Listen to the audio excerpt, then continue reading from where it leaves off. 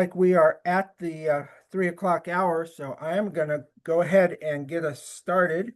Good afternoon, everybody. I'm Dean Hebel. I'm the Executive Director of 10 at the Top, and appreciate you being with us for today's TAT Chat. This is our monthly conversation where you don't have to get in your car. You get to just be on your computer at your desk or at home or wherever you are and join us to hear from leaders from across the upstate who are doing important things around issues that impact economic vitality or quality of life in our 10 county region. So glad to have you with us today.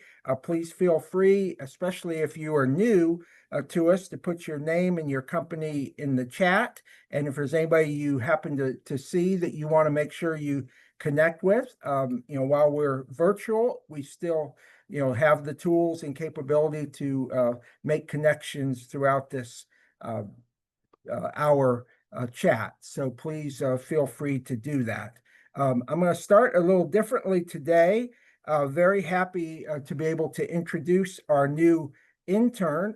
Aaron Ashley is a student at USC Upstate, and today is actually Aaron's birthday, so we're making him work. I think he had to go to class earlier and now work, so he is getting the full birthday gauntlet. But Aaron, will you share a little bit about yourself before we get started with our program? Yeah, absolutely. Hi, everybody. I'm Aaron Ashley. Just like Dean said, today is my 29th birthday.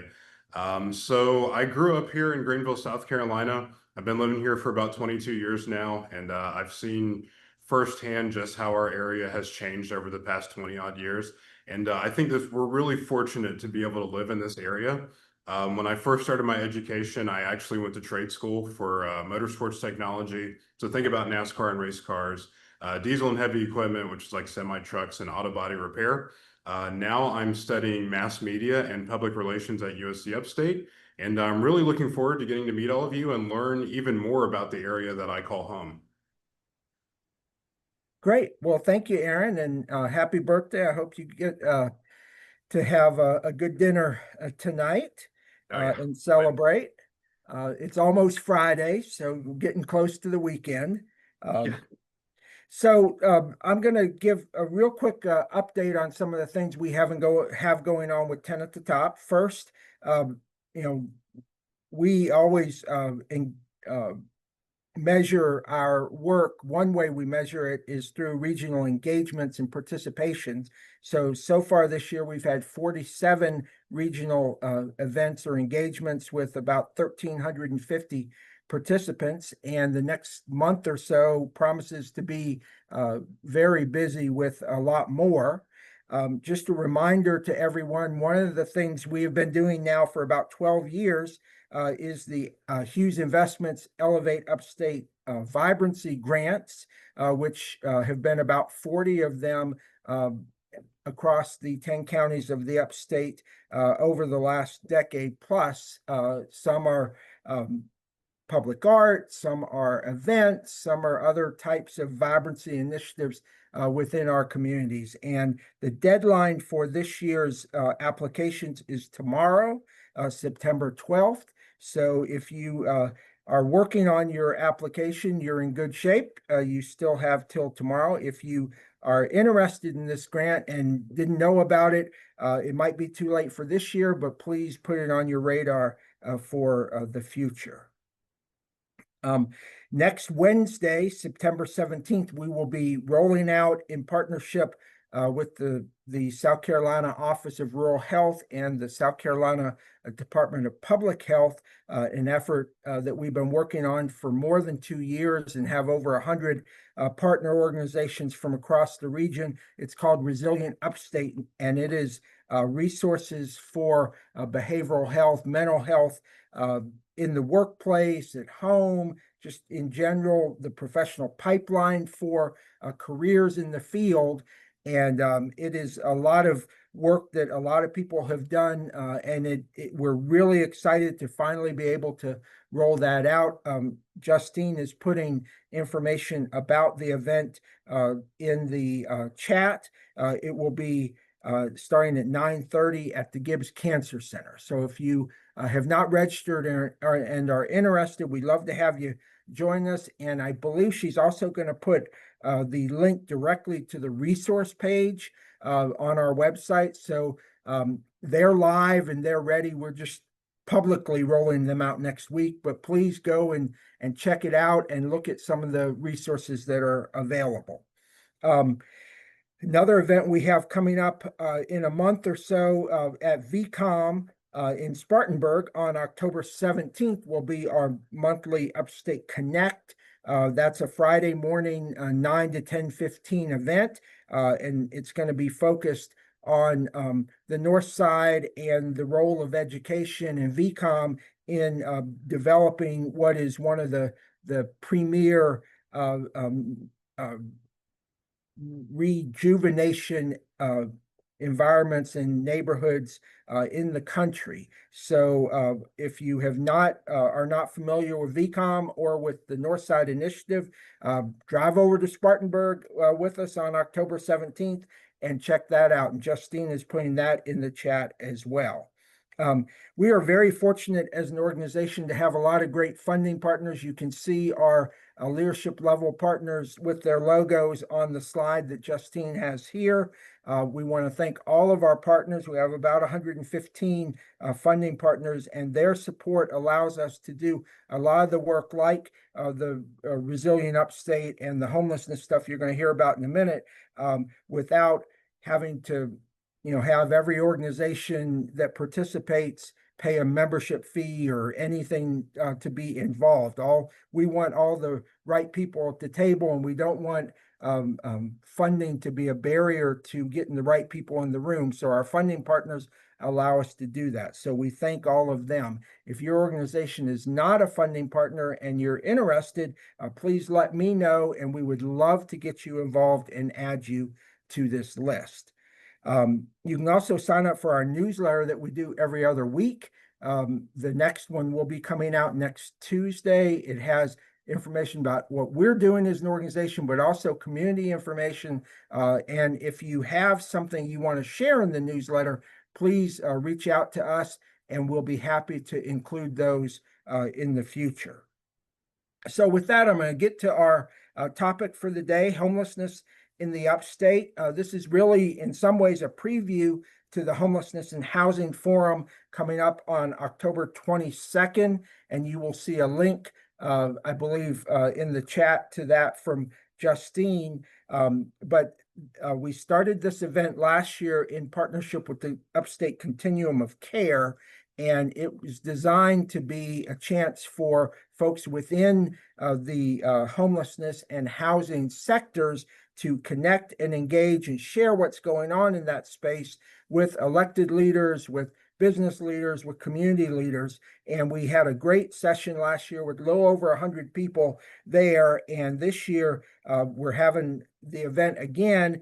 And we've had a group from the housing sector and planners working for the last several months on some recommendations around barriers to regulatory barriers to housing affordability. So we'll be sharing those at this event. And then we're also going to hear from folks within the Continuum of Care, which is a 13-county network around homelessness, about what's going on in the region. And two of the really shining examples of efforts in the upstate are in Spartanburg and in Greenville. And so we're very fortunate today, kind of as a preview to that event, to hear from Hannah Jarrett with Place to Call Home in Spartanburg, and then Cody Carver with Greenville together. So with that, Hannah, I'm going to turn it over to you and thank both of you, you and Cody, for being part of this. We are going to do questions for both of them at the end. So if you have any questions, please go ahead and put them in the chat. Hannah? Hello, everyone. I'm excited to be here. I'm excited to see a few familiar faces in the room. I'm going to share my screen. If y'all can give me a thumbs up when you see it. Great. Wonderful. And I am going to go very quickly. So please throw your questions in the chat. as they come up. So A Place to Call Home is a collective effort to address housing instability and homelessness in Spartanburg County. I thought it might be helpful just to sort of set the context of our community by sharing our most recent point in time count data. So this is how communities across the country measure and track homelessness through point in time counts that happen on the last week of January of each year.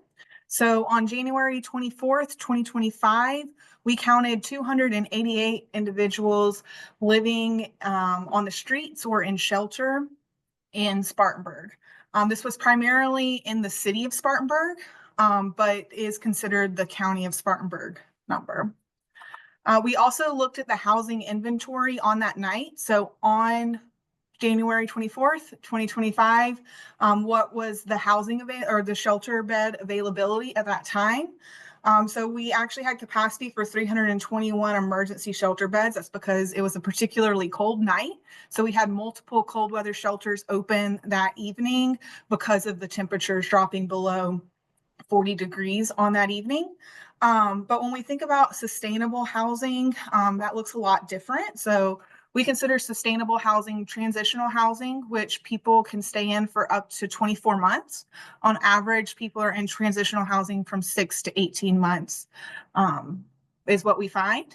And then rapid rehousing is essentially a housing subsidy for individuals who are in more traditional permanent rental, market rate rental, and it can help subsidize that for anywhere from, a month to a year, depending on the family's need.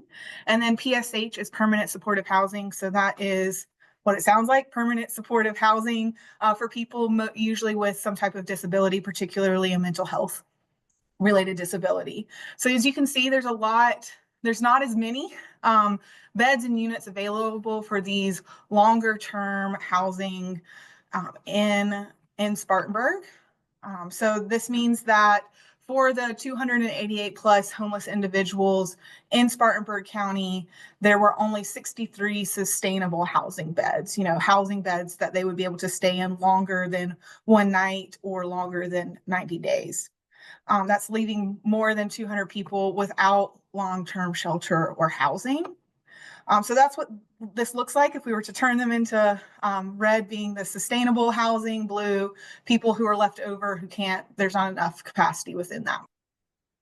However, we know that our point in time count is an undercount, and it does not fully represent the number of people experiencing homelessness in our community. We estimate that roughly 65% of our homeless population goes unreported in the point in time count. And so if we were to take this information and take that undercount and that underreporting into consideration, this is what we're looking at. Again, the red being people or the beds that we have available for those sustainable housing, more than a night, more than 90 days, and the blue is left over.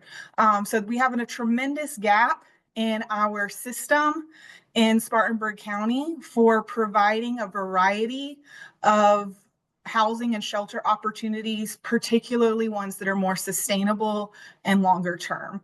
So this is what we're facing, just to sort of set the context for what we're doing here in Spartanburg.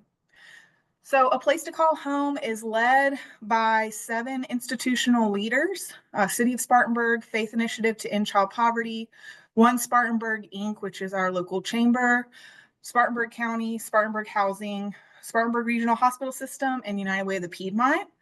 And we find one of the roles that we play at A Place to Call Home is bridging the gap between these grass-topped institutional leaders that have a lot of political influence, a lot of resources, with the grassroots, people and organizations who are extremely proximate to the issue of housing instability and homelessness.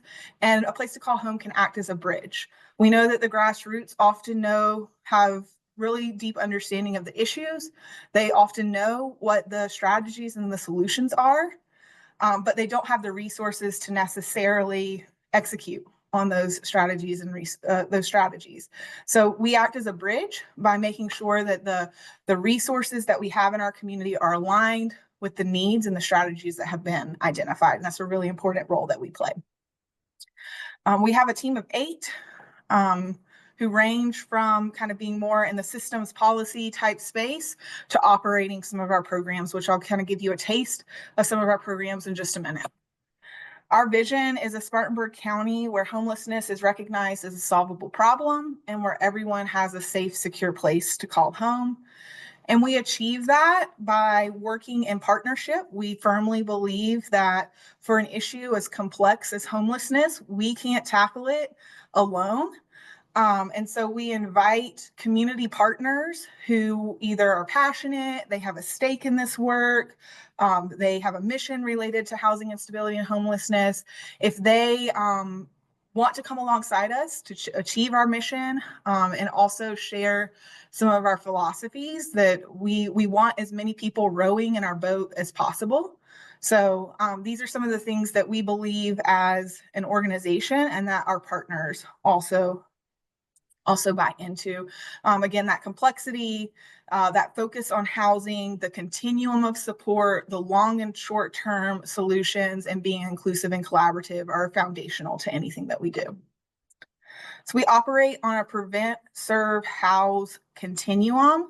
So we want to make sure that homelessness is brief, rare, and non-recurring in our community.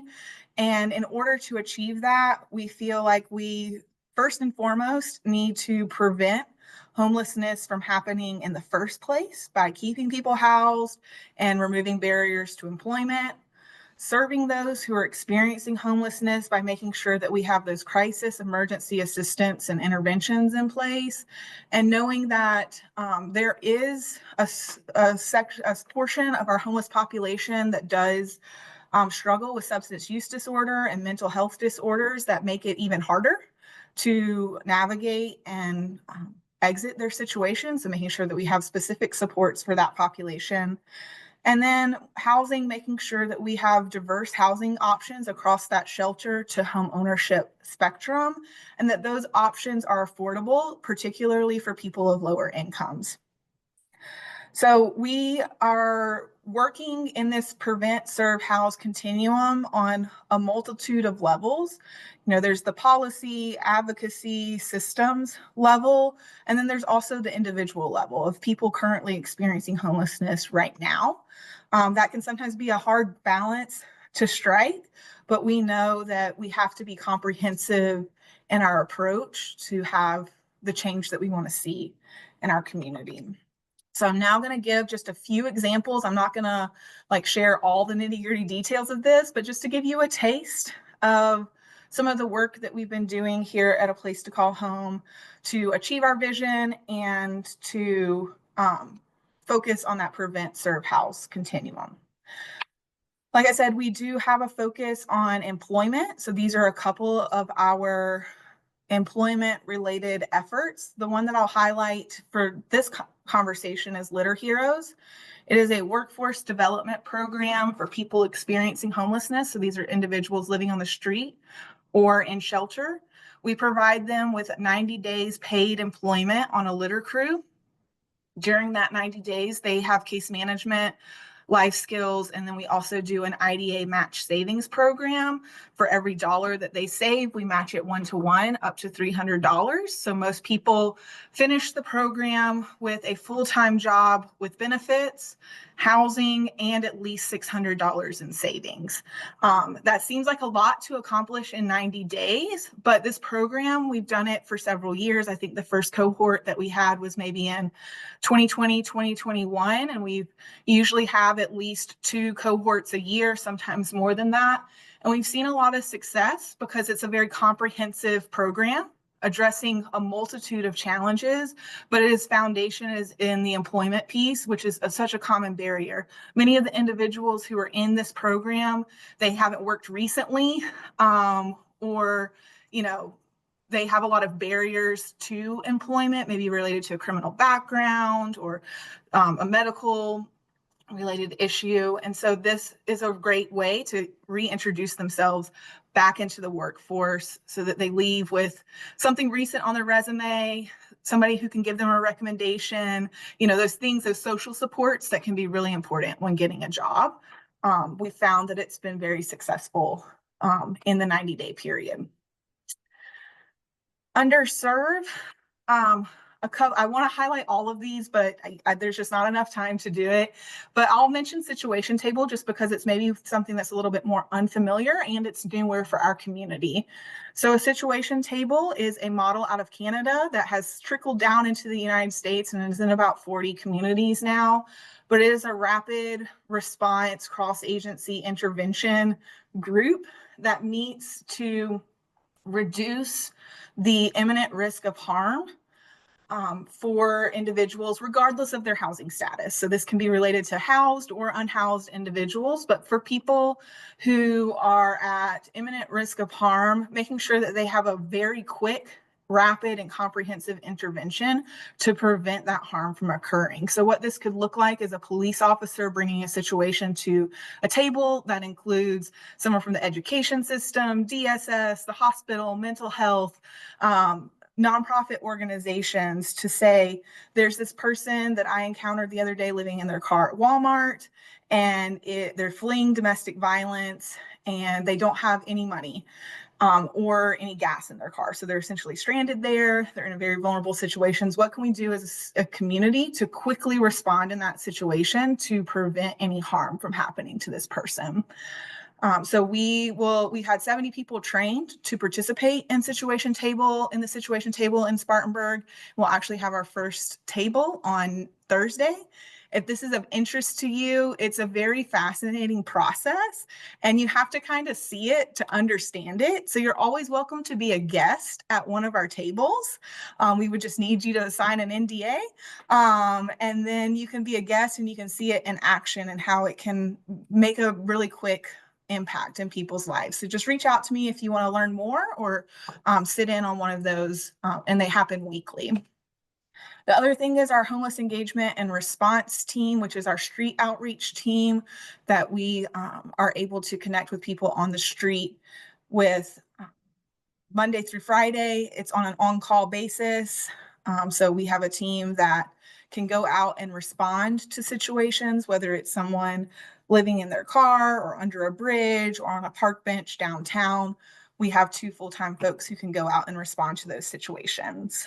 If you're in Spartanburg, make sure you jot down this email address and phone number so that next time you see somebody and that you maybe have concern about and you want somebody to check on them, just send it over to Hart and we'll go out and respond. Under House, we have several programs. I'm going to try to highlight 2 of them in my last remaining like 5-ish minutes. But Away Home is our family shelter. So prior to opening this shelter about 90 days ago, we didn't have a family shelter in Spartanburg County. We had previously 2 family shelters in Spartanburg, but both of them have closed in the past few years. And then we do have Miracle Hill Rescue Mission, which does have some capacity for families, but certainly not enough to meet the need. Through our McKinney-Vento data, we know that we have at least 1,200 homeless students in Spartanburg County each year. So we knew that we needed to increase the capacity of family shelter. So Away Home is a partnership with the Faith Initiative to End Child Poverty. The families rotate to different churches each week over the course of the 90 days. We then provide the professional staff, so the case management. We also have a 17-passenger van that we are able to transport people if transportation is a challenge. And then we also operate a day center where the families can go do laundry, take showers, prepare meals during their off hours from work or on the weekends. We have already housed 4 families through this program in our first 90 days. With different family compositions, and have been able to successfully house them within that time frame. And then the other piece is Bridgeway Village, which is a tiny home community that is currently in development. We are partnering with First Baptist Spartanburg, Homes of Hope, and then A Place to Call Home to operate this tiny home village. We'll be able to serve 9 single women and 9 small families in those units for up to 24 months. We anticipate that construction will be complete this fall and that we will begin housing people in March of 2026. And this program will come with full wraparound services. We'll be able to help with transportation, we'll provide case management, life skills, employment opportunities. We'll be able to bring in partners from a medical and healthcare perspective. So it'll be a full comprehensive program. One of the things that is part of the site is a community center. So there is a pad, like a foundation laid for a community center that is on the same property as these tiny homes. And we are exploring what goes into that community center. And one of our ideas is, what would it look like to have childcare there on site for families and individuals who are in our program, but also in the surrounding neighborhood, because we know that childcare can be such a challenge and a barrier. So in anything that we do, whether it's prevent, serve, and house, we really try to be comprehensive in our approach, knowing that the issue is really complex. And we really want to focus on the long-term sustainability for these individuals who are experiencing housing instability and homelessness. We want to set them up for success so that they can be self-sufficient in the future. All right, that was a lot of information. I'm happy to answer questions that y'all have if you want to throw them in the chat. And then after Cody shares, my contact information is here. We have a website that just went live earlier this week. So if y'all want to visit the website that's lit on this slide and check out our new website, you're welcome to reach out to me if you have any questions or want to learn more. But I will now turn it over to Cody. Great. Thank you, Hannah. Such good work happening in Spartanburg. Good evening, everyone. My name is Cody Carver. I am the director of Greenville Together, a Home for All. Let me share my screen really quickly, and then we'll jump in. Awesome. Can everyone see that? Thumbs up. Perfect. All right, so if you hadn't had a chance to check out Greenville Together's mid-year report, there is a QR code there on the screen for you to scan. It'll take you directly to our mid-year report, which outlines the work that we've accomplished so far in the first 6 months of the year. You can also find that on Greenville Together's website under the blog tab at the top of our website. So just wanted to point that out before we jump into today's discussion. So first, before I hop into the content, just wanted to set the context on really why Greenville Together was started. What was the impetus for this initiative and why are we here today?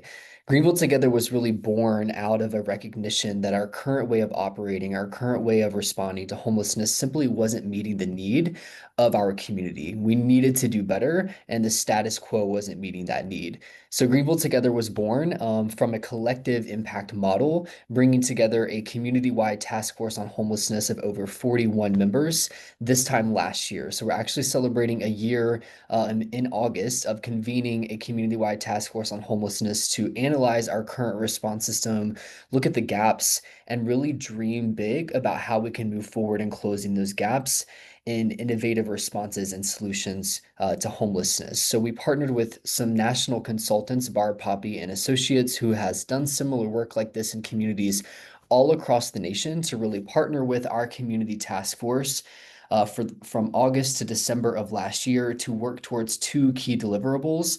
The first one is a 1-year action plan, and the second one is a 3-year comprehensive plan. And we'll talk through both of those plans here in just a minute.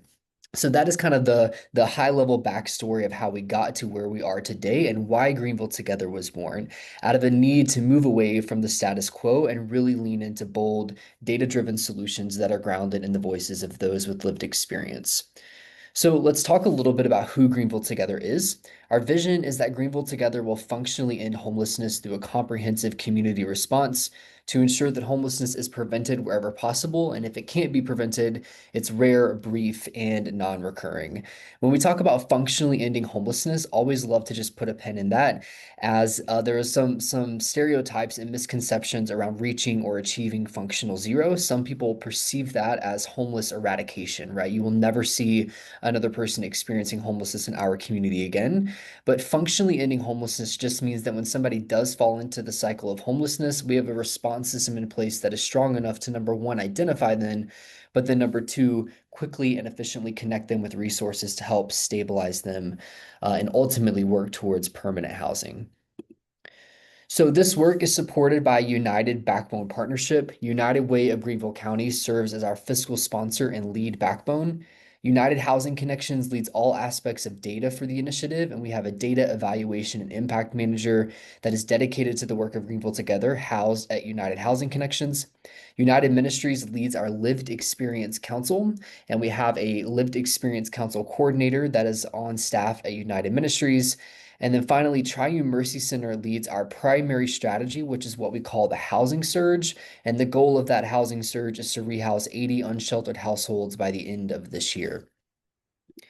This work is governed by two key leadership groups. The first one is our steering committee, which is ultimately, I like to think of it as the board of directors for Greenville Together. It is co-chaired by Carl Sobosinski of Table 301 and Pastor Sean Dogan from Long Branch Baptist Bible Church. You will see many familiar names there on the screen from our steering committee representatives from our emergency shelters like Miracle Hill and our service providers like United Ministries. Local government is also represented in our philanthropic sector as well. And then again, you have the Lived Experience Council, which is a group of individuals who are either currently experiencing homelessness or have experienced homelessness in recent years. To say their voices have been integral to the initiative is an understatement. They have been a part of Greenville Together from the very, very beginning. They were one of the first groups that we formed. Every single committee, work group, or meeting on behalf of Greenville Together has at least two representatives from our Lived Experience Council in the rooms at all times. And their voices have been really critical in ensuring that our solutions and our responses are tailored to meet the needs of those that we're really trying to serve. So I always love to show this screen. These are the organizations that came together and formed our community-wide task force on homelessness in August of 2024. This slide really shows that the plan I'm about to walk you through is not a United Way plan. It is not a United Ministries plan. It is not a City of Greenville plan. It truly was developed, written, and is now being implemented by a community-wide task force that is very diverse and is made up of every sector in our community, all the way from service providers and nonprofits to the business sector, and those with lived experience of homelessness were at the table as well. So I love to show this slide. It shows the diverse makeup of our collaborative and our initiative and the collaborative power that truly is Greenville Together. So just like Hannah did, let's talk about the numbers from our point in time count here in Greenville. So as of January 2025 in Greenville County, 739 people are experiencing homelessness. And I would just want to reiterate what Hannah said. We know that this is typically an undercount, so the number is most likely higher in our community of what we're actually experiencing. And this happens in January, and we know that homelessness looks very different in January than it does like today in September. So as of January, 739 people in Greenville County are experiencing homelessness. When we look at the housing that is available to those experiencing homelessness in Greenville, the key takeaway on this slide is that compared to high-performing communities that have achieved that gold standard of reaching functional zero, Greenville has fewer permanent housing options. So out of all the housing options available to those experiencing homelessness specifically, 65% of them are temporary and 35% of them are permanent. So if you look at the graph on the right side of your screen, you'll see that here in Greenville, we have less than half of permanent housing options for every homeless person in our community. So when we look at what we're trying to get to in our community, what is the desired state? We want to have a balanced response system. So this is a really good example of some work that is being done in Los Angeles that is backboned by their United Way. So very similar to Greenville Together. It's called Home for Good.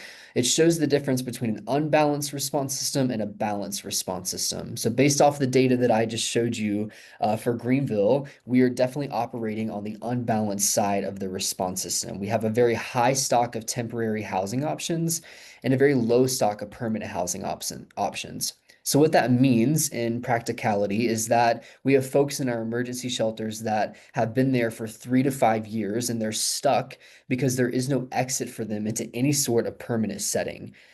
And so that's a compounding effect since the emergency shelters are consistently operating at 95 to 100% capacity month over month. There is no available space for folks experiencing unsheltered homelessness on the streets to enter into emergency shelters or even bypass the emergency shelter and go into a permanent housing option if that's what's best suited for them. So our goal through Greenville Together in one of our strategic action areas is to work towards that balanced response system by having a standard 5 permanent beds to every 1 temporary or interim bed. So now that I've set the context on the data and the current landscape and our operating environment here in Greenville, let's take a look at the plan that our community task force developed and that we're currently implementing. So as I mentioned at the beginning, our community task force partnered with Barb Poppy and Associates to work towards 2 key deliverables. The first one is the 1-year action plan, which we're currently implementing as we speak. And the second one is a 3-year comprehensive plan, which is still in development. We'll preview that here in just a minute. And the plan is to launch the 3-year comprehensive plan at the beginning of 2026. So when we look at our 1-year action plan, there are 6 strategic action areas. We have a primary strategy, which is our housing surge. This is an urgent citywide effort to rehouse 80 unsheltered households by the end of the year, taking them straight from the street and placing them into permanent supportive housing, subsidizing the rental and utility payment, meaning that Greenville Together is paying for the rent and utility payment, and then wrapping them in intensive case management and wraparound supportive services. Through the housing surge, we're also providing a program that we call Rapid Exit. Through focus groups, we found that a lot of folks experiencing homelessness in our community often have income, and sometimes it's enough income to even afford a reoccurring monthly rent payment. They just don't have enough save up to pay the $4,000 upfront that it takes to move into an apartment, or maybe they don't have the connections to a landlord or housing provider that is able to rehouse them. So through Rapid Exit, we're able to use flexible financial assistance to remove any barriers that are standing in the way of rehousing or stabilizing somebody experiencing homelessness. A great example of that, a participant we just rehoused through the Housing Search program, the only barrier that was standing in their way from transitioning off the streets was a $300 past utility bill from 2018. All we had to do was pay that $300 and they were able to then move into stable housing. The housing surge is supported through 3 supporting strategies. The first one being public education and engagement, which focuses on how do we start to educate our community more on the root causes of homelessness, who is experiencing homelessness and why, starting to bust some of those common myths and misconceptions and stereotypes around homelessness and really start to change the mental models in the way that our community thinks of and perceives homelessness. And also, how can they join this journey and this movement with us to create a community that really is a home for all. Training and technical assistance is our effort to walk alongside our nonprofit service providers and equip them with the tools and the knowledge that they need to be the most successful and most impactful in their work. We know that we're asking through Greenville Together for our service providers to align with best practices that sometimes is really far off from the way that they've been operating and doing business for a really long time. And sometimes that takes some change management. And so we want to be able to walk alongside our nonprofit service providers, provide them with the professional development, the training and technical assistance, and capacity building support that they need to be the most successful. Accountability and sustainability is all about data. So it was very, very difficult at the beginning of Greenville Together to just get an understanding of the size, scale, and scope of homelessness in our community. This time last year, if you would have asked each one of the service providers who were in the room, tell me how many people are experiencing homelessness and give me a demographic breakdown of that population, you would get a different answer from every single service provider. So we spent about the first month of our planning through Greenville Together, just trying to do a little bit of a landscape analysis so we could have a good grasp and understanding of how big the problem is, so then we could start to shape and tailor these strategies around that data. So we knew in our action plan that we needed to have a strategic focus on improving our data infrastructure. And so some really good examples of what's happening in that strategic action area is expanding from the yearly point in time count to a monthly street count. So we launched monthly street counts in May of this year to help us get a better understanding of what does homelessness look like across the seasons in our community. Because again, homelessness looks different than it does in January than it does in September. And it looks different at night than it does in the morning than it does during lunchtime. So our monthly street count allows us to do just that, to identify hotspots in our community and to track the progress that we're making through our housing surge against that monthly number through the street count. Also, in accountability and sustainability, we will have in the next 2 weeks a live data dashboard on the Greenville Together website where anyone in the community can log on and see real-time progress that we're making, check out the numbers from our monthly street count, and see the demographic breakdown of the folks that we're serving in our program. I also say that a really great tangible benefit of our accountability and sustainability action area is a dedicated data evaluation and impact manager position. And it's very rare that you find a nonprofit that has a dedicated person that their sole focus is to collect, analyze, and report out on the data of the organization. So we're starting to see the quality of product that we can receive when we have an intentional investment in data. And so I'm really excited for the community to get to take a look at that data dashboard when it's live on the website. The last two strategies are what we call future or long-term strategies. A permanent supportive housing pipeline, again, really working towards that goal of 5 permanent beds to every 1 temporary or interim bed. And then finally, our comprehensive day services and housing needs assessment. We know from focus groups we did with those currently experiencing homelessness, we have a very fragmented and complex day services system. So folks are having to go to one place to get a meal, another place to take a shower, another place to meet with their case manager, and finally another place to sleep at night. There is no one-stop shop where folks can come and get all their needs met in one location. This is very confusing and complex to navigate, especially for our unhoused population that's already in crisis mode every single day. And it's also very difficult for the community to understand what is available, who can access those services, and what are the hours of operation, and how can I point people in the right direction. So step number one in this strategy is just mapping our day services in our community, knowing who does what, when are the hours of operation, and who is eligible for those services. And then number two, analyzing the gaps in our day services system. And then number three, developing a strategic action plan to then close those gaps. So we've completed phase number one, which is analyzing and mapping the resources available. And now we're in phase number two, which is looking at our map, looking at the gaps that we have. And then hopefully we'll move on to phase three in the fall of this year of then working to then close those gaps. So our 1-year action plan goal is to house 80 unsheltered households by the end of 2025. We spent the first 6 months of this year really building the foundation and the infrastructure to make this work happen, but to also make it long-term and sustainable. So our housing surge has now been live for 9 weeks. So we're in the 9th week of our housing surge. And in the 9 weeks that we've been housed, I would like to say that this graph is accurate, but it changes every 24 hours or even sometimes every hour. And I created this graphic 2 days ago. So in the first 9 weeks of our housing surge, we've already housed 20 unsheltered households, which then equates to 32 people in our community that now no longer have to guess where they're going to sleep at night. So some really cool impact stories out of that is a family of 7. That was actually the 16th household that was housed. And the youngest was 3 weeks old, and they were living in their car on and off in our community for almost 2 years. That presented a really unique challenge and opportunity for our housing search team in that it was very difficult to find a housing provider and landlord that had a housing unit that was suitable for a family of 7. So we had to work really hard, activate our partner network to find a housing unit that was suitable for that family of 7. We housed a 72-year-old man who had been experiencing homelessness on and off for 30 years in our community. And then my favorite story is a family of 5 that we recently just housed. And as they were moving into their new housing unit, they discovered that all of their belongings that were once held in a storage unit had been auctioned off because they could no longer afford the payment on that storage unit. And in the storage unit was their kids' bikes, and the kids loved their bikes. And so through the power of Greenville Together's partner network, we were able to provide them with new bikes and helmets on move-in day, thanks to our partners at Mill Village and Village Wrench. So a really cool collaborative moment for our initiative.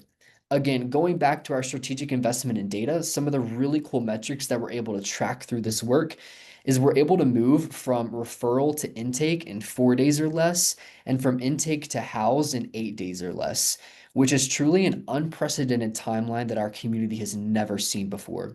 So I always challenge folks when I'm giving this presentation to think about you and the means that we all have on this call. I don't even know if it's possible for me to go out right now, find an apartment, fill out all the documentation, go home, pack up all my stuff, and move into a housing unit in a week or less. And so I'm really proud of our case management team and the timeline and the speed and the urgency in which we're moving, because we know that folks in our community are suffering every single day on our streets because they don't have a place to call home. So in addition to our housing surge, we've also partnered up with the Greenville Housing Authority and the Greenville Housing Fund to launch a new program called the Voucher Action Sprint.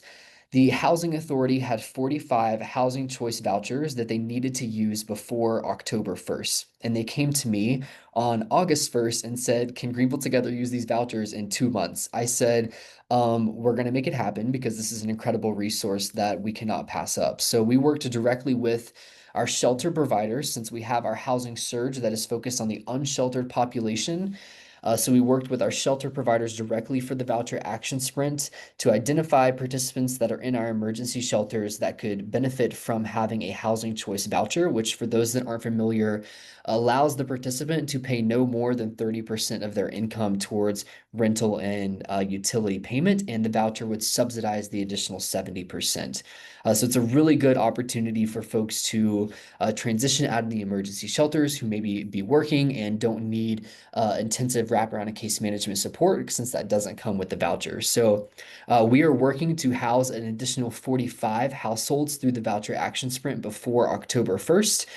We are currently on track to do that. We have received all the applications from the service providers. They're currently with the Housing Authority. The Housing Authority is reviewing and processing the applications, and we're working to have vouchers in hands to the participants by the end of next week, so then we can start the move-in process. And again, really support the participants all the way through move-in by using our flexible financial assistance to remove any of those additional barriers that the voucher would not cover. So really excited about this opportunity and this partnership in our community, again, to use a really valuable federal resource that would otherwise go unused, and we would have to give those dollars back to housing and urban development at HUD if we weren't using them here in the local community. So excited about that. We'll keep the community updated on our progress with both the surge and the voucher sprint through our data dashboard once that's live, and also through our regular monthly newsletters. So I mentioned the 3-year plan at the beginning. It's still in development, but we do have an idea of what are the buckets, what are the high-level strategy areas in our 3-year plan, and then we'll work to finalize the 3-year plan over the next couple of weeks and get that published by the end of the year. So I say that our 3-year plan really focuses on the entire spectrum of homelessness, all the way from prevention, so stopping homelessness before it starts. That's really those upstream eviction and homelessness prevention efforts. Going into crisis response, so when somebody does fall into homelessness, how do we have that really strong safety net in place to identify them and connect them with the resources and stability supports that they need? All the way to rehousing. Again, that's working towards having more housing options in our community. So a really good example of that is currently we treat homelessness in Greenville as a one-size-fits-all, and we have to start expanding the resources and the type of options that we have for folks in our community to make sure that we have options for everyone that could experience homelessness. We know that single men require a different approach and response than youth and young adults, and youth and young adults require a different approach and response than families with children. So right now, we truly don't have a family shelter. So I love to always give the example that if you're a mom and a dad and a son over the age of 10, you all three would have to be split up and go to a different shelter. We don't have a true day shelter in Greenville. So from when Place of Hope at United Ministries closes at around 11 a.m. every day to when the night shelters open at 7 p.m., there is nowhere for folks to go in our community and get their basic needs met. So nowhere to go take a shower, nowhere to check your mail, nowhere to get a hot meal. And you have to wait to when either the night shelters open, and again, hopefully you have a spot because our night shelters are typically operating at maximum capacity. or hopefully you have enough money to stop by and get a bite to eat at one of the local restaurants. So we need to have more options in our community. We're treating homelessness as a one size fits all. We have to expand and diversify our response options. And then the final bucket is system-wide strategy. So really strengthening our policies and coordination across all efforts. We're really looking at tapping into more partnership opportunities with the continuum of care. How do we expand the training and resources available through the COC and create a more cohesive and collaborative approach in our community? So that is a little snapshot of our work. I have 2 quick ways that you can immediately engage and support the work of Greenville Together. So as I mentioned, we have our monthly street counts. We are always looking for volunteers to participate in this count. It is a very well organized and managed process for you to join us. You are paired up with a team of other community volunteers and members of our Lived Experience Council. So you can join us at our next count on September the 25th. There are 2 shift options from 2 to 4 p.m. and 9 to 11 p.m. To sign up, there's 2 ways. The easiest way is just to shoot me an email, or you can head to our website on the Connect page. You can enter in your information and click the volunteer option. If you can't make it for September, don't worry. We've got them scheduled out for the rest of the year. So here are the street counts for the remainder of 2025. It's always the last Thursday of the month, except for November and December, because that conflicts with the holidays. So it's the Thursday before the holidays for November and December. The second way that you can engage and support the work of Greenville Together is through our community conversation series. So this is actually our 3rd and final community conversations event coming up on September the 18th from 6 to 7:30 at Augusta Heights Baptist Church. You can register on our website or scan that QR code. That'll take you directly to the registration page. So really great way to engage with other community members. We have a panel. You can ask your questions to our panel and hear some more updates on the work of Greenville Together. So with that, I want us to have time for questions. So thank you all for being here today. There's my contact information. You can also find it on our website. Feel free to reach out. Happy to chat and answer questions as they come up.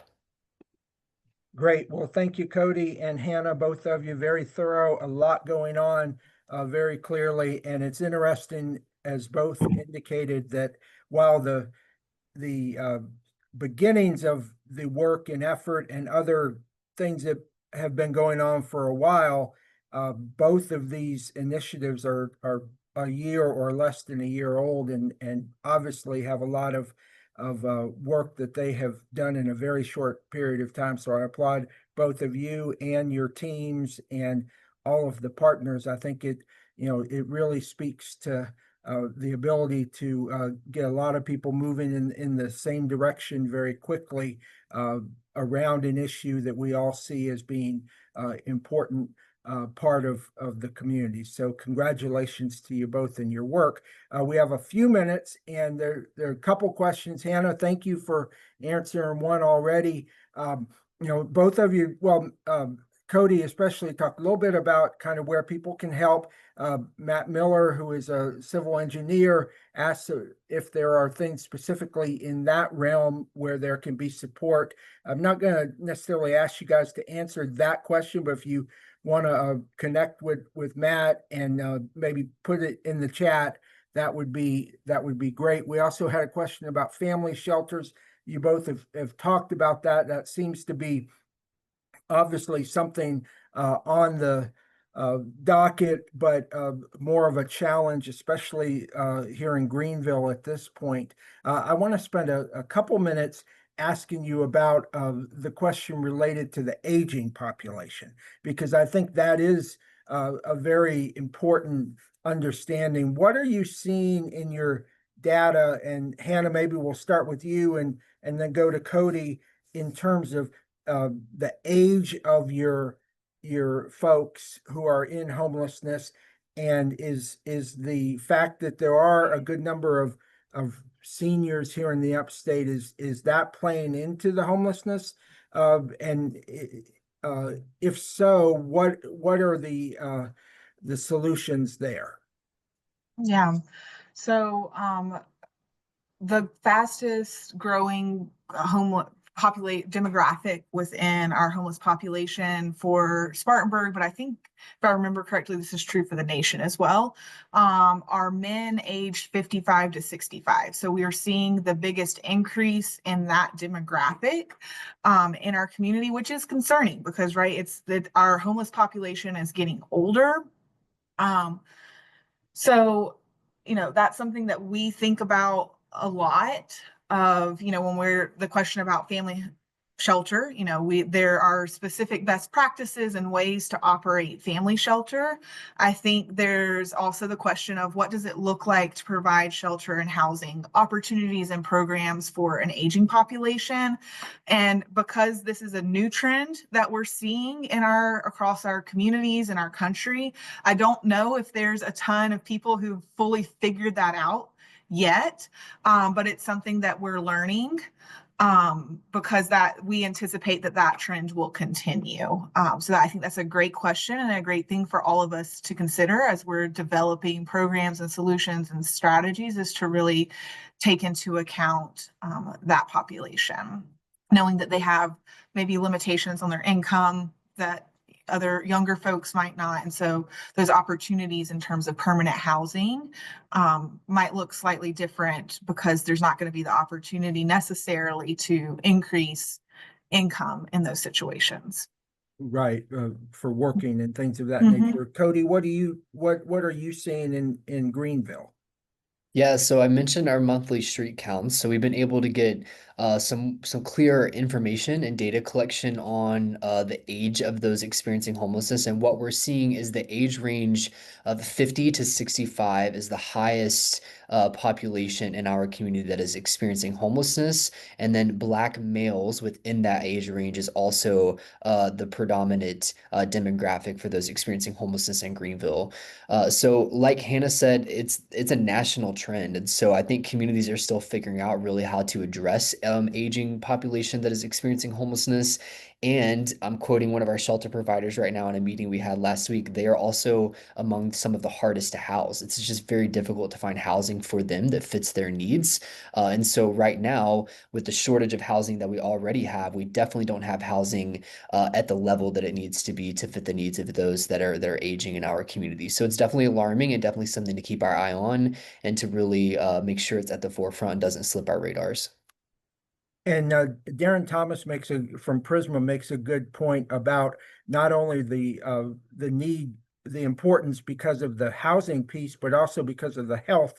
For our seniors, they need a uh, um, more stable environment. Due to perhaps of course age, but then illness or injuries or chronic disease, whatever it might be.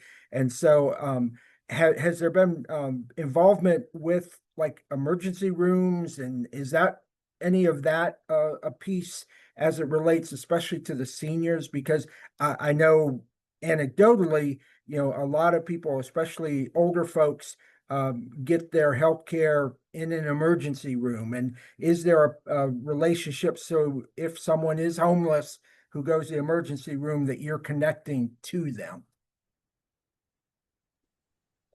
I can start and let Hannah Yeah. jump in. So No. what we're in our 3-year plan, we have a specific strategy. Again, it's not published yet. This one is to come on creating an intentional partnership between our hospital system and our local emergency shelters. What happens right now is there's not that intentional collaboration and strategy. So folks that are in the emergency room and might be discharged and they don't have anywhere to go, they're stuck with no direct referrals or connections into any sort of emergency shelter or stable housing options. So they're kind of left to fend on their own. So we're really working to build a strategic partnership and referral system directly from our hospital systems into emergency shelters or other stable housing options. Hannah? Yeah, I would say one of our origin stories at A Place to Call Home, and we have many origin stories at A Place to Call Home, but one of them is specifically related to this, Dean. There was one 2.5 years ago, a conversation between the hospital system, Office of Mental Health, and some service providers for homelessness that got very heated and contentious and ended up in a lot of pointing fingers. And there was a lot.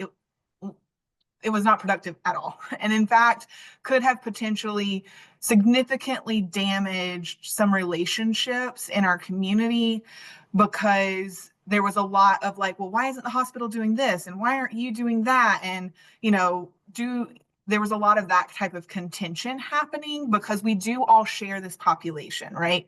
The hospital system, community providers, Office of Mental Health, the police department, the detention center, right? Like, we're all serving the same community. And so, as an outcome of that very unproductive, contentious conversation, it was a light bulb of we need to be a little bit more strategic and aligned in our approach so that we can actually have productive conversations that end up in people getting the help that they need. So that is one of the origin stories of A Place to Call Home. Again, going back to that, bridging that between those grass tops and the grassroots. But then the situation table also functions as a place, oftentimes when working with hospital systems, medical providers, mental health providers. We have a lot of confidentiality laws we have to work around, which can sometimes create challenges in working together. And something like the situation table allows us to remove those barriers in a way that's still compliant with all of those confidentiality laws, so that we're able to still help people who need help. So I would say that it's very, very important to look at the issue comprehensively and to take into account those, work with your hospital system, your medical providers, your mental health providers, in order to truly change the system that we're in. Right. Well, great. Well, thank you both for answering those questions. This is just kind of scratching the surface, obviously, in an hour. But again, remember that we are having the Homelessness and Housing Forum on October 22nd at Gibbs Cancer Center, if you're interested. And Cody mentioned they have a community forum coming up, I think, next Thursday or Friday. Yeah, next Thursday. Next Thursday. So there are opportunities to engage and connect around this issue. So certainly encourage you to be part of those as much as you can. And this is an issue that will be at our forefront, I think, for quite a while. So thank you again, Cody and Hannah, for being part of this today and your work. And both of them will be at the forum on October 22nd. So if you can come, you can meet and talk to them and learn a little bit more about what they have going on. Going to close up today by making you aware of our next TAT Chat. It is October 9th. And our guest will be Tom Tyra from GSP International Airport. It's been a while since we've had our famous airport update, which is always a favorite of folks. So I encourage you to join us. I believe Justine is putting the link in the chat for that. And then our resource update will be from the Gateway House, which is another effort related to homelessness, to mental illness, to all those kind of pieces, workforce. So we, for those who are not familiar too, we will be sending out a recap that has the copy of the video and the presentations and everything early next week. And Aaron is actually creating kind of a recap that will go with that, a synopsis, so you can get some of the high points from today. So with that, I want to thank everybody for being with us today and being part of the TAT Chat, and we look forward to seeing you in the very near future. Have a great rest of Thursday and a great weekend.